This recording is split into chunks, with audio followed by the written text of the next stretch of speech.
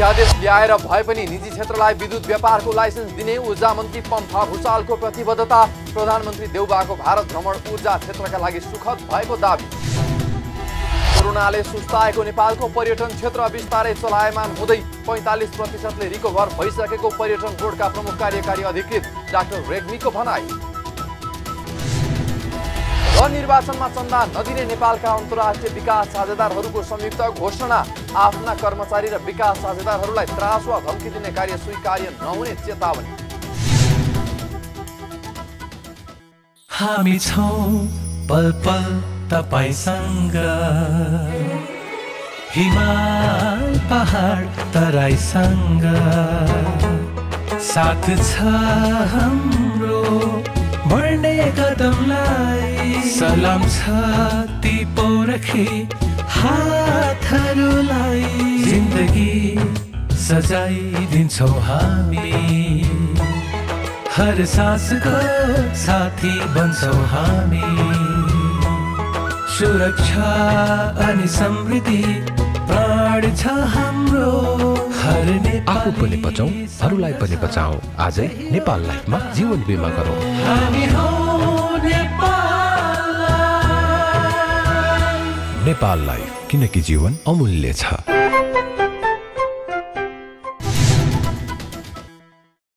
नमस्कार, कारोबार समाचारमा स्वागत छ। अब समाचार विस्तारमा। ऊर्जा जलस्रोत तथा सिंचाई मन्त्री पम्फा भुसालले अध्यादेश ल्याएर भए पनि निजी क्षेत्रलाई विद्युत व्यापारको लाइसेन्स दिने प्रतिबद्धता जनाउनु भएको छ। सोमबार काठमाडौँको भ्रिकुटी मण्डपमा जारी रहेको हिमालयन हाइड्रो एक्सपो 2022मा बोल्दै ऊर्जा जलस्रोत तथा सिंचाई मन्त्री भुसालले निजी क्षेत्रलाई विद्युत व्यापारको लाइसेन्स दिन सरकार तयार रहेको बताउनु भएको हो। उहाँले निजी क्षेत्रलाई विद्युत व्यापारको लाइसेन्स दिन मन्त्रालयले 3 महिना लगाएर कार्यविधि र नियमावली सबै तयार पारी मन्त्री परिषदमा पठाउने तयारी गरे पनि कानुन मन्त्रालयले रोकेको बताउनु भयो। उहाँले कानुन मन्त्रालयले कार्यविधि बनाएर अगाडि बढ्न ऐनले नमिल्ने जवाब दिएको कारण ढिलाइ भएको भन्दै अध्यादेश ल्याएर भए पनि निजी विद्युत व्यापारको लाइसेन्स दिने प्रतिबद्धता जनाउनु भयो। विद्युत व्यापारको लाइसेन्सको नि कुरा आथ्यो। मैले यो मन्त्रालय सम्हालेपछि मैले प्रश्न पनि उठाउँदै तर समाधान पनि खोज्दै गर्दा बडो एउटा विचित्र भयो। अहिले सुरेन्द्रजीले बोलेर जानु छ। मेरो मन्त्रालयको अत्यन्तै वरिष्ठ ऊर्जा महाशाखामा नै हेर्ने साथी यहाँ हुनुहुन्छ सहसचिव। हामी लामो समय धन्य 3 महिना लाएर एकदमै विज्ञ विशेषज्ञ सबैलाई राखेर अध्ययन गराएर अनि लाइसेन्स दिने कार्यविधि अनि नियमावली सबै तयार पार्यौँ। अब चाहिँ हामी एउटा क्याबिनेट ल्याउँछौँ भन्ने बेलामा हामीले अर्थ र कानुन पठाउने हाम्रो प्रावधान छ, प्रक्रिया छ। कानुनमा गएर चाहिँ हामीलाई ठ्याक्कै दाँतमा ढुङ्गा लागेको छ कि कार्यविधि बनाएर दिन पाइन्न, ऐनमा छैन, कार्यविधि बनाएर पाइन्न भन्ने उहाँहरूको प्रतिक्रिया छ। त्यसपछि कि अध्यादेश ल्याउनु पर्यो कि अर्को केही विधि खोज्नु पर्यो भन्ने छ। हामी त्यता दिनका निम्ति मैले यहाँहरूलाई सुरुबाटै भनेको छु, म मेरो वचनमा पुरै प्रतिबद्ध छु। पर्यो भने अध्यादेशकै विधिद्वारा भए पनि हामी चाहिँ विद्युत व्यापारको लाइसेन्स निजी क्षेत्रलाई दिने कुरामा चाहिँ सरकार र मेरो मन्त्रालय म पुरै हामी सकारात्मक र प्रतिबद्ध छु। यस्तै मन्त्री भुसालले निजी क्षेत्रले बिजुली बिक्री गर्ने ग्यारेन्टीका साथ प्रस्ताव लिएर आए मन्त्रालय पीपीए गर्न तयार रहेको पनि बताउनु भएको छ। उहाँले पूर्ण निर्यातका लागि उत्पादन गर्छु भनेर आउन ऊर्जा उत्पादकहरूलाई आग्रह समेत गर्नुभयो। मन्त्री भुसालले प्रधानमन्त्री शेरबहादुर देउबाको भारत भ्रमणको क्रममा नेपाल भारत बीच ऊर्जा क्षेत्रमा सहकार्यका लागि संयुक्त वक्तव्य जारी हुनु सुखद भएको पनि बताउनु भएको छ। उहाँले भ्रमणको क्रममा बङ्गलादेश, भुटान, भारत र नेपाल बीच BBIN फ्रेमवर्क भित्र ऊर्जा सहकार्य सुदृढ गर्न दुई देशका प्रधानमन्त्री बीच सहमति भएसँगै भारतीय बजारमा विद्युत बिक्री गर्न पाउने अवसर मिलेको समेत बताउनु भयो। हाम्रो सरप्लस इनर्जी चाहिँ भारतीय बजारमा चाहिँ बिक्री गर्न पाउने एउटा सुखद एउटा अवसर हामीलाई प्राप्त भएको छ। भारतीय सरकारले हामीलाई त्यो विश्वास दिलाएको छ। यो चाहिँ हामी सबै नेपालीका निम्ति, त्यसमा पनि लामो समय अध्ययन लाइसेन्स लिएर बसिराखेका व्यवसायी साथीहरूको निम्ति चाहिँ निश्चितै रूपमा त्यो कोणबाट पनि यो सुखद कुरा हो। धेरै ठुलो त छैन, तर हामीले BBIN मा पनि हामीले सहमति कायम गरेको एउटा भिजन पेपर हामीले दुईटा देशले मतलब अन्तिम निष्कर्षमा पुर्यायौँ। हामीले धेरै लामो समयबाट छलफल थियो नेपालमै, तर हामी दिल्लीसम्म पुग्दा एउटा सहमतिमा पुग्यौँ र BBIN भनेको बङ्गलादेश, भुटान, इन्डिया र नेपालले चाहिँ विद्युत व्यापार गर्ने, विद्युत प्रसारण लाइनमा काम गर्ने, उत्पादनमा काम गर्ने आदि ढङ्गको हाम्रो जुन सहमति भएको छ यो चाहिँ सुखद कुरा हो। मन्त्री भुसालले सरकार 10 वर्षमा 15,000 मेगावाट विद्युत उत्पादन गर्ने लक्ष्यका साथ अगाडि बढिरहेको पनि बताउनुभयो। यस्तै उहाँले आगामी आर्थिक वर्षको बजेटमा विद्युतीय उपकरणको प्रयोगलाई बढाउन दिने गरी नीतिगत रूपमा सम्बोधन गर्ने र बजेटको व्यवस्थापन गर्ने समेत जानकारी गराउनुभयो। कार्यक्रममा ऊर्जा जलस्रोत तथा सिँचाइ मन्त्रालयका प्रवक्ता तथा सहसचिव मधु प्रसाद भेटुवालले मन्त्रालयले नेपाल विद्युत प्राधिकरणलाई निजी क्षेत्रसँग PPA गर्न नरोकेको बताउनुभयो।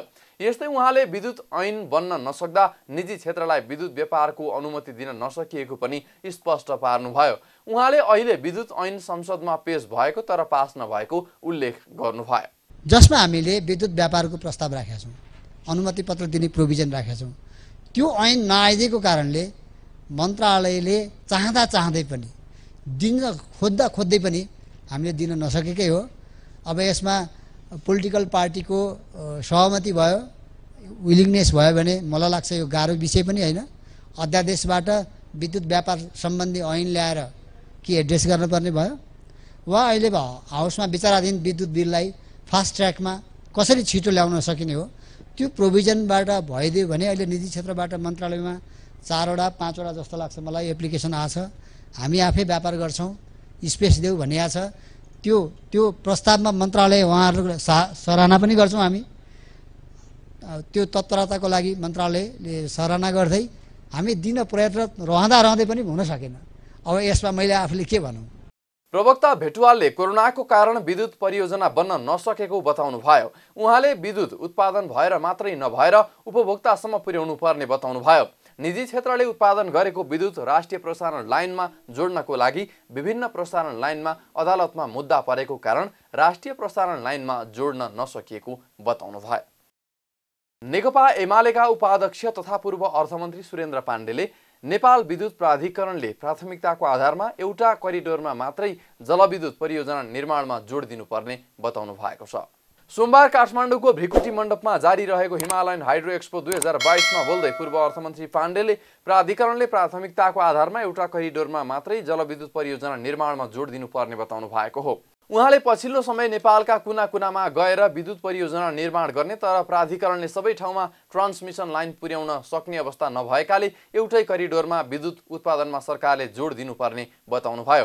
पूर्व अर्थमन्त्री पाण्डेले उत्पादन गर्ने प्रशस्त पानीको क्षमता छ भन्दैमा सबै पानीबाट विद्युत उत्पादन एकैपल्ट गर्न नहुने पनि बताउनुभयो। सबै नेपालमा स्टकमा चाहिँ के हाम्रो पानी छ भन्ने बित्तिकै उत्पादन गर्नुपर्छ भन्ने जरुरी छैन। मैले प्रकाशजीले भनेको कुरामा म सहमत छैन। अमेरिकाले जमिन मुनिको चाहिँ तेल कहिले निकालेन, किन साउदी अरबबाट मात्रै किनेर बस्यो। स्टेटहरुका आफ्ना स्ट्र्याटेजिक कुराहरू हुन्छ। यो बेला हामी निकाल्न सक्छौं सक्दैनौं, हामीलाई कति निकाल्ने त्यो पनि अर्को पनि गर्न सक्छ सरकारले। एउटा एरियामा मात्रै ट्रान्समिसन लाइनको करिडोर खोल्दिने बनाउने, त्यहाँ मात्रै बनाइदिने, त्यहाँ मात्रै जाऊ त्यहाँ गएर बनाऊ भनेर भन्न सक्छ। किन नसक्ने? जसले गर्दा कुना कुनाको एउटा सानो चाहिँ के भने हाइड्रो पावर बनाउन कोही चाहिँ जुम्ला पुग्ने, कोही अर्को ठाउँमा पुग्ने, अनि सबै ठाउँमा ट्रान्समिसन लाइन बनाउन नसक्ने बनाउनु भन्दा यो करिडोरमा जाऊ, हामी यहाँ प्रायोरिटी गर्छौं र यहाँ मात्रै बनाउँछौं। अहिले पहिला लगानी त्यहाँ गर अनि अर्को ठाउँमा जान्छौं। हामी यसो गर्ने खालको एउटा प्राथमिकता प्राप्त ढंगले एउटा योजना बनाउने, यो कुरामा पनि सरकारले ध्यान दिनु पर्यो। पूर्व अर्थमन्त्री पाण्डेले पछिल्लो समय प्राथमिकताको आधारमा भन्दा पनि शक्तिको आधारमा सुविधा माग गर्न विकासको मोडलमा पुगेको बताउनुभयो। उहाँले सरकारले लाखौं खर्च गरेर जनताको घरमा विद्युत पुर्याउने तर राज्यले त्यहाँबाट 25 पैसा नाफा पाउने वर्तमान अवस्था रहेको दाबी गर्नुभयो। प्रमुख प्रतिपक्षी दल नेकपा एमालेका अध्यक्ष एवं पूर्व प्रधानमन्त्री केपी शर्मा ओलीले स्थानीय तह निर्वाचनपछि मुलुकमा राम्रो दिनको सुरुवात हुने दाबी गर्नुभएको छ।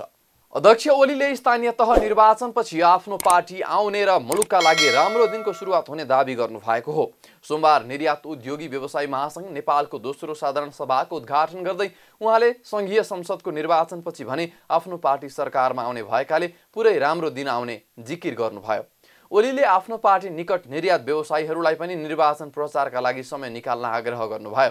अब कोभिड पनि समाप्त हुने चरणमा पुगेकाले व्यवसायीका लागि पनि अबको दिन भने राम्रो हुने उहाँको भनाइ थियो। अहिले त हामी चुनावतिर छौँ, तपाईहरु पनि यसो समय निकाल्नु होला, सके प्रचार प्रसार गर्नु होला, सक्नु भएन भने भोट हाल्नु होला। अब मैले योभन्दा धेरै केही भनिरहनु पर्छ जस्तो लाग्दैन। म तपाईहरुलाई फेरि एकपल्ट शुभकामना भन्न चाहन्छु। सबैको स्वास्थ्य राम्रो होस्, तपाईहरुको व्यवसाय फलोस् फुलोस्। अब कोभिड पनि समाप्त हुँदैछ, थानकामा आउँदैछ र हामी फेरि अगाडि बढ्छौँ। हाम्रा राम्रा दिनहरू अब आउँदैछन्। यो स्थानीय तहबाट राम्रा दिन आउन सुरु हुन्छ।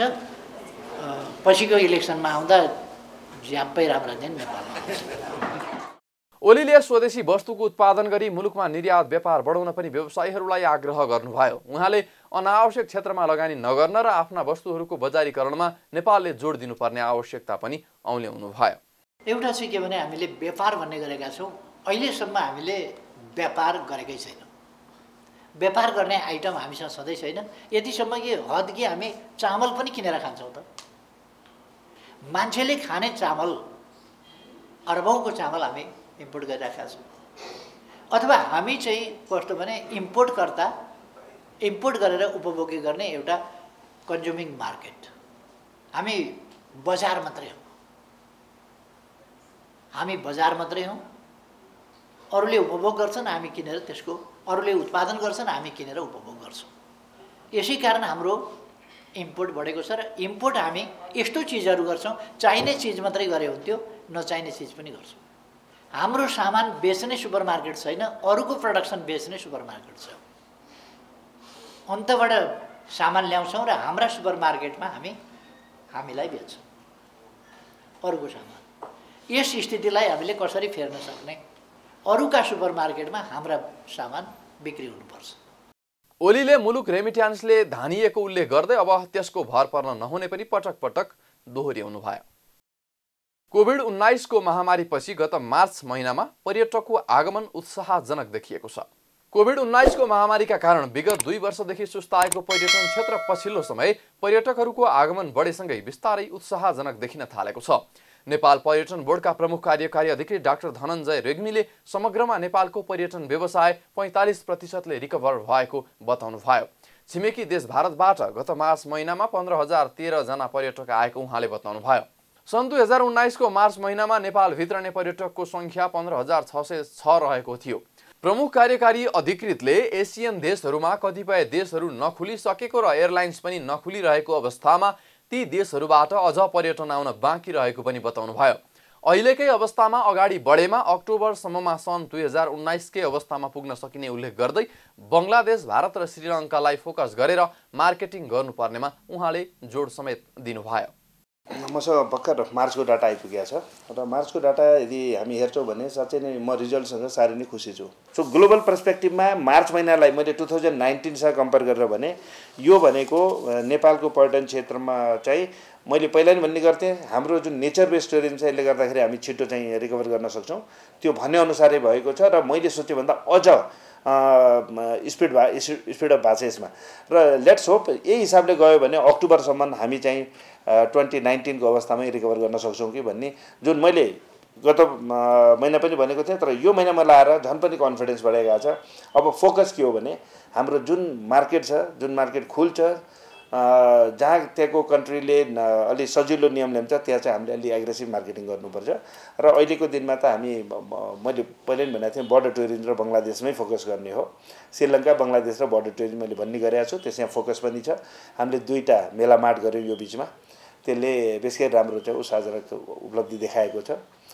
बोर्डका प्रमुख कार्यकारी अधिकृत डाक्टर रेग्मीले नेपालको पर्यटन बजार विस्तारका लागि भारतीय पर्यटकहरूलाई सम्मान गर्नुपर्नेमा जोड दिँदै भारतीय पर्यटकहरूलाई नेपाल प्रवेश र पैसा सटहीमा सहजता ल्याउनु पर्ने बताउनु भयो। मैले स्पेसली बारम्बार भन्ने गरेको छु, बोर्डर टुरिज्ममा हामीले विदेशीलाई, इन्डियनलाई हामी पर्यटक भनेका छौँ, फेरि उनीहरूलाई आउँदाखेरि हामीले गरेको व्यवहार राम्रो छैन, त्यसलाई सुधार्नुपर्छ।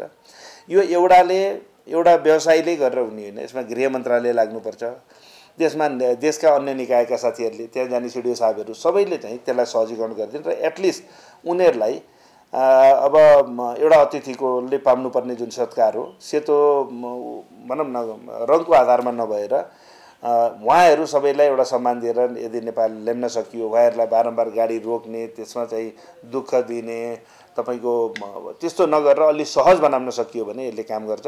मैले त भन्छु जति धेरै हामी भारतीय पर्यटकलाई सम्मान दिन्छौँ, जति धेरै हामीले चाहिँ उहाँहरूलाई चाहिँ नेपाल पस्न सहज बनाउँछौँ र मनी एक्सचेन्जको सुविधाहरू दिन्छौँ त्यति नै धेरै नेपालको प्रवर्धन हुन्छ।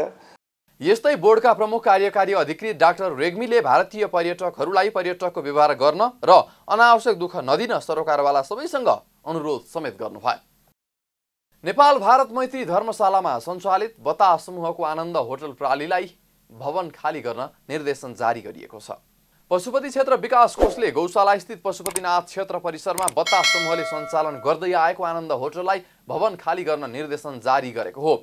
सम्झौताले शर्त नमानेको भन्दै कोषले गत यसअघि चैत्र 17 गते बतास समूहद्वारा धर्मशाला भवनमा सञ्चालित होटल आनन्दसँगको सम्झौता रद्द गर्ने निर्णय गरेको हो। तर बतास समूहले भने कोषले पठाएका पत्र बुझ्न मानेको छैन। कोषले भने सार्वजनिक सूचना नै जारी गर्दै होटलले करार शर्त उल्लङ्घन गरेको, धर्मशालाको सम्पत्ति असल नियतले प्रयोग नगरेको लगायतको आरोप लगाउँदै सबै सामान हटाउन भनेको छ। यस्तै होटलले धर्मशाला भवन व्यापारी प्रयोजनका लागि भाडामा दिएको बेड संख्या र दर फरक पारी व्यवसाय गरेको पनि आरोप लगाएको छ।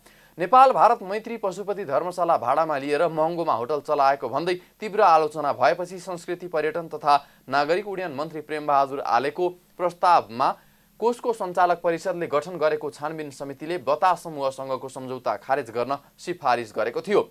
नेपाल भारत मैत्री धर्मशाला भारत सरकारको 40 करोड रुपैयाँको लागतमा निर्माण भएको हो। धर्मशाला नितान्त धर्मशालाको रूपमा प्रयोग गर्नुपर्ने भए पनि यहाँ गाडीको ग्यारेज समेत निर्माण गरेको समितिको प्रतिवेदनले देखाएको थियो। ऐतिहासिक तथा पुरातात्विक महत्त्वको सम्पदा काष्ठमण्डपको पुनर्निर्माण कार्य सम्पन्न भई हस्तान्तरण गरिएको छ। काष्ठमण्डप पुनर्निर्माण समितिले पुनर्निर्माण कार्य सम्पन्न गरी सोमबार एक समारोहका बीच काठमाडौँ महानगरपालिकालाई हस्तान्तरण गरेको हो। समितिका अध्यक्ष राजेश साक्यले राष्ट्रपति विद्यादेवी भण्डारीको उपस्थितिमा महानगरपालिकाका मेयर विद्या सुन्दर साक्यलाई हस्तान्तरण गर्नुभयो। विक्रम सम्वत 2072 सालको विनाशकारी भूकम्पले काष्ठमण्डप क्षतिग्रस्त भएको थियो। काष्ठमण्डप पुनर्निर्माणका लागि 11 करोड 50 लाख विभिन्न निकायबाट अनुदान सहायता प्राप्त भएको थियो भने यसको पुनर्निर्माणमा करिब 11 करोड 39 लाख खर्च भएको पनि समितिले जनाएको छ। पुनर्निर्माण कार्य सम्पन्न भई हस्तान्तरण भएको काष्ठमण्डपको लोकार्पण गर्दै राष्ट्रपति भण्डारीले जनप्रतिनिधिहरूले आफूलाई सदैव जनताको सेवामा समर्पित गर्नुपर्ने बताउनु भएको हो। उहाँले काठमाडौँ उपत्यकाको वातावरणको संरक्षण हुने गरी भौतिक निर्माण र पूर्वाधार विकासको कामलाई अघि बढाउन पनि जनप्रतिनिधिहरूलाई आग्रह गर्नुभयो। त्यसैगरी काठमाडौँ उपत्यकाको हरियाली प्रवर्धन गर्ने, पानीमा मूलहरू बचाउने र जैविक विविधताहरूको रक्षा गर्ने कार्यमा पनि जोड दिन राष्ट्रपति भण्डारीले आग्रह गर्नुभयो। काठमाडौँ उपत्यकालाई विश्वमा नै प्रकृति र संस्कृतिको अनुपम सङ्गम मानिन्छ। हामीले भौतिक निर्माण र पूर्वाधार विकासलाई प्राथमिकतामा राख्दा प्रकृतिको संरक्षण गरी वातावरण जोगाउने कार्यलाई ठुलो महत्त्व दिनु पर्दछ। हरियाली प्रवर्धन गर्ने, पानीका मूलहरू बचाउने एवं जैविक विविधताको रक्षा गर्ने कार्यबाट मात्र हामीले सुन्दर धरतीलाई भावी पुस्ताका लागि सुरक्षित हस्तान्तरण गर्न सक्दछौँ। कार्यक्रममा काठमाडौँ महानगरपालिकाका मेयर साक्यले सबै सम्पदा प्रेमीहरू उत्साहित हुने गरी आफूहरूले सम्पदा पुनर्निर्माणको कामलाई अघि बढाएको दावी गर्नुभयो। उहाँले काष्ठमण्डप पुनर्निर्माणको क्रममा देखिएका विवाद समाधानका लागि महत्त्वपूर्ण भूमिका निर्वाह गरेको भन्दै संस्कृतिविद सत्यमोहन जोशी प्रति पनि आभार व्यक्त गर्नुभयो। मैले धेरै विज्ञहरूलाई भनेका थियौँ काठमाडौँ महानगरपालिकालाई सम्पदा बनाउनलाई अहिले विदेशको पैसा चाहिँदैन, अन्य पूर्वाधारमा हामी सहयोग मागौँला। जुन आस्थाको धरोहर बनिरहेको मठ मन्दिरमा विदेशी सहयोग नहुँदा पनि हामीले बनाउन सक्छौँ भनेर भनेका थियौँ। जहाँ कुरा मिल्यो त्यहाँ काम सम्पन्न भयो, जहाँ कुरा मिलेन त्यहाँ अलिकति ढिलो हुन गयो। त्यो कुरा नमिलेको ठाउँमा पनि प्रयास गरेर त्यसलाई सम्पन्न गर्ने गरी हामी अगाडि बढिरहेका छौँ। त्यही अनुसार मूर्त सम्पदा निर्माण र अमूर्त सम्पदाको संरक्षणमा काठमाडौँ महानगरपालिकाले प्रशस्त बजेटको व्यवस्था गर्यो र जसको कारणले हिजो हराइसकेका अमूर्त सम्पदाहरूले पनि संरक्षण पाएको छ, हराइसकेका नृत्यहरूले पनि उहाँले संरक्षण पाएको छ। अब काठमाडौँ महानगरपालिकाले सहयोग गर्छ, हामीलाई सहयोग पनि हामी गर्न सक्छौँ भनेर हराइसकेका अमूर्त सम्पदाहरू पनि फेरि चलायमान भएका छन्। सबै अमूर्त सम्पदाका धनीहरू उत्साहित भएका छन्। मेयर साक्यले सम्पदाहरूको पुनर्निर्माणका लागि स्थानीयवासीको सहयोग उल्लेखनीय रहेको पनि स्मरण गराउनुभयो। उहाँले 2072 सालको भूकम्पले क्षति पुर्याएको बाँकी सम्पदाहरूको पुनर्निर्माणको काम पनि छिट्टै सम्पन्न गर्ने आश्वासन समेत दिनुभयो। शेयर बजारमा गिरावट आउने क्रमले साताको दोस्रो दिन पनि निरन्तरता पाएको छ। लगातार दोहोरो अङ्कको गिरावट हुँदै आएको शेयर बजार मापन गर्ने नेप्से परिसूचक सोमबार पनि 14.88 अङ्कले घटेर 2498.53 अङ्कमा झरेको हो। आइतबार नेप्से परिसूचक 30.89 अङ्कले घटेको थियो। आज कारोबारमा आएको 226 कम्पनीको 34,29,000 किता शेयर 1,58,46,00,000 रुपैयाँ बराबरमा खरिद बिक्री भएको छ। आइतबारको तुलनामा सोमबारको कारोबार रकम वृद्धि भएको छ। आइतबार 1,46,00,00,000 शेयर कारोबार भएको थियो। सोमबार नेप्सेका 13 वटै उपसमूहको परिसूचक ओह्रालो लागेको छ। निर्जीवन बीमा, अन्य र व्यापार उपसमूहको परिसूचक 1% भन्दा बढी घटेको छ भने बाँकी उपसमूहको शेयर मूल्य 1% भन्दा कमले गिरावट आएको छ। नेप्से परिसूचकमा गिरावट आए पनि 2 कम्पनीको शेयर सकारात्मक सर्किट लेभलमा कारोबार भएको छ, जसमा राष्ट्र उत्थान लघुवित्त र नेस्डो समृद्ध लघुवित्तको शेयर मूल्य 10% बढेर कारोबार भएको छ। त्यस्तै इमर्जिङ नेपालको शेयर मूल्य 9.22% बढेको छ। कर्णाली डेभलपमेन्ट बैंक र प्रभु इन्सुरेन्सको शेयर मूल्य 4% भन्दा बढीले गिरावट आएको छ। कारोबार रकमका आधारमा 6,39,15,000 रुपैयाँ बराबरको शेयर कारोबार गरेर इमर्जिङ नेपाल शीर्ष स्थानमा रहेको छ। नबिल बैंकको 5.5 करोड भन्दा बढीको शेयर कारोबार भएको छ। नेपालका अन्तर्राष्ट्रिय विकास साझेदारहरूले आसन्न निर्वाचनमा चन्दा नदिने घोषणा गरेका छन्। संयुक्त राष्ट्रसङ्घ विकास साझेदारहरू र अन्तर्राष्ट्रिय गैर सरकारी संस्था सङ्घ नेपाल AIN ले संयुक्त रूपमा सूचना जारी गर्दै आसन्न निर्वाचनमा कुनै पनि समूह, राजनीतिक दल वा आबद्ध संस्थाहरूलाई चन्दा नदिने घोषणा गरेका हुन्। उनीहरूले आफ्ना कर्मचारी र परियोजनाहरूले चन्दा वा जिन्सी सहयोगको दबाव सामना गर्नु परेको आरोप लगाउँदै विकास सहयोगमा निष्पक्षता, जवाफदेहिता, पारदर्शिता र समावेशिता प्रति प्रतिबद्ध रहे पनि चन्दा भने नदिने स्पष्ट समेत पारेका छन्। संयुक्त रूपमा जारी गरेको 15 बुँदे आधारभूत मार्गदर्शनमा आफ्ना कर्मचारी विकास साझेदारहरूलाई हिंसा, अपहरण, हैरानी, त्रास वा धम्की दिने कार्य स्वीकार नहुने चेतावनी समेत दिएको छ। साथै आफूहरूको कार्यक्रम र कर्मचारीहरूको सुरक्षाका साथै निर्वाध कार्यक्रम कार्यान्वयनका लागि उचित वातावरण बनाइदिन आग्रह समेत गरिएको छ। विकास साझेदार वा अन्तर्राष्ट्रिय गैर सरकारी संस्थाहरूले चुनावमा राजनीतिक दल वा उम्मेद्वारहरूलाई चन्दा दिन नपाइने भए पनि संयुक्त रूपमा सूचना प्रकाशित गर्नुलाई अर्थपूर्ण रूपमा हेरिएको छ। जानकारहरूले भने राजनीतिक दलहरूका नेता तथा कार्यकर्ताहरूले जबरजस्ती चन्दा माग्ने क्रम बढ्न थालेको कारण संयुक्त रूपमा सूचना निकाल्न बाध्य भएको हुन सक्ने तर्क गरेका छन्। निर्वाचन आयोग नेपालले स्थानीय तह निर्वाचन 2079 लाई व्यवस्थित र प्रभावकारी तरिकाले सम्पन्न गर्न आवश्यक पर्ने निर्वाचन तथा मतदाता शिक्षा निर्देशिका 2078 स्वीकृत गरेको छ। सोमबार आयोगमा भएको नियमित पत्रकार सम्मेलनमा आयोगका प्रवक्ता शालिग्राम शर्मा पौडेलले आयोगले स्थानीय तह निर्वाचन 2079 लाई व्यवस्थित र प्रभावकारी तरिकाले सम्पन्न गर्न आवश्यक पर्ने निर्वाचन तथा मतदाता शिक्षा निर्देशिका 2078 स्वीकृत गरी कार्यान्वयनमा ल्याएको बताउनु भएको हो। उहाँका अनुसार आयोगले निर्वाचन तालिम व्यवस्थापन तथा सञ्चालन निर्देशिका 2078, मतदान निर्देशिका 2078 र मतगणना निर्देशिका 2078 आयोगबाट स्वीकृत गरी कार्यान्वयनमा ल्याएको छ। प्रवक्ता पौडेलले आगामी स्थानीय तह निर्वाचनका लागि आवश्यक मतपत्र छपाई कार्यक्रम जनशिक्षा सामग्री केन्द्रमा सुरु भई छपाई कार्य जारी रहेको बताउनुभयो। उहाँले स्थानीय तह निर्वाचनका लागि कुल 23 लहर समूहका 77 प्रकारका 1,94,00,000 थान मतपत्र छपाई हुने र सबैभन्दा कम 16 लहरको मतपत्र डोल्पाको हुने र सबैभन्दा बढी 56 लहरको मतपत्र काठमाडौँको हुने बताउनुभयो। आयोगलाई स्थानीय तह निर्वाचन 2079 लाई व्यवस्थित र प्रभावकारी तवरले सम्पन्न गर्न आवश्यक पर्ने निर्वाचन तथा मतदाता शिक्षा निर्देशिका 2078, निर्वाचन तालिम व्यवस्थापन तथा सञ्चालन निर्देशिका 2078, मतदान निर्देशिका 2078 र मतगणना निर्देशिका 2078 आयोगबाट स्वीकृत भई कार्यान्वयनमा आएका छन्। स्थानीय तह निर्वाचन 2079 का लागि आवश्यक मतपत्र छपाई कार्य जनक शिक्षा सामग्री केन्द्रमा सुरु भई छपाई कार्य जारी रहेको छ। कुल 23 लहर समूहका 77 प्रकारका 1,94,00,000 थान मतपत्र छपाई हुनेछन्। सबैभन्दा कम 16 लहरको मतपत्र डोल्पाको हुनेछ भने सबैभन्दा बढी 56 लहरको मतपत्र काठमाडौँको हुनेछ।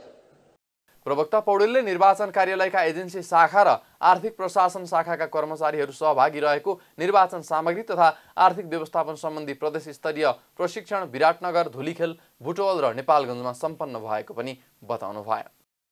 कारोबार समाचारमा अब सुन चाँदी र विदेशी विनिमय दर सम्बन्धी जानकारी।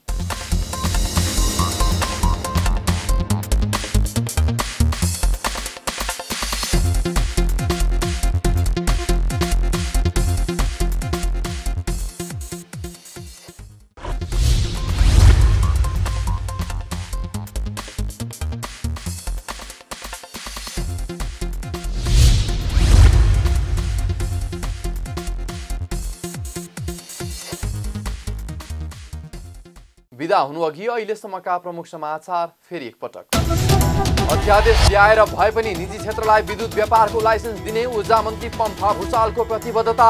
प्रधानमन्त्री देउबाको भारत भ्रमण ऊर्जा क्षेत्रका लागि सुखद भएको दावी। कोरोनाले सुस्ताएको नेपालको पर्यटन क्षेत्र बिस्तारै चलायमान हुँदै 45%ले रिकभर भइसकेको पर्यटन बोर्डका प्रमुख कार्यकारी अधिकृत डाक्टर रेग्मीको भनाई। र निर्वाचनमा चन्दा नदिने नेपालका अन्तर्राष्ट्रिय विकास साझेदारहरूको संयुक्त घोषणा। आफ्ना कर्मचारी र विकास साझेदारहरूलाई त्रास वा धम्की दिने कार्य स्वीकार्य नहुने चेतावनी। कारोबार समाचार सकियो। हामीलाई बिदा दिनुहोस्। नमस्कार।